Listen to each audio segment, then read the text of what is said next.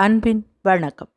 நாள் 216. கவிதை 216. கவிஞர் மதிக்குமார் தாயுமானவன். கவிதை பெண் பித்து. வெயில் படுத்தெழும் சாலையை ஆடிக்கொண்டும் பாடிக்கொண்டும் கடக்கிறாள் ஒருத்தி. அவளின் மேடு பள்ளங்களில் ஏறி இறங்கிய முகங்கள் அந்த பிசுபிசுத்தவளின் தலைமுடிக்கு சுழிக்கின்றன. பல நாட்களாக குளிக்காத அவ்வுடலின் கவுச்சி வாடை அவளுக்கும் அவர்களுக்குமான இடைவெளியை நிறைத்திருக்கிறது.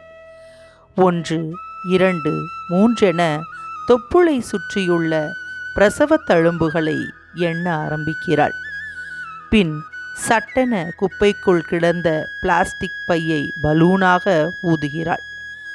வானோக்கி பறக்க மறுத்த அது பார்ப்பவர்களை கீறிச் செல்கிறது.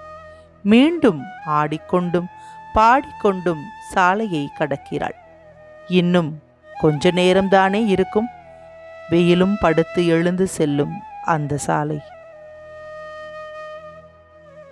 தேன் கூட்டிற்காக கவிதையை வாசித்தவர் ரே. விஜயலட்சுமி.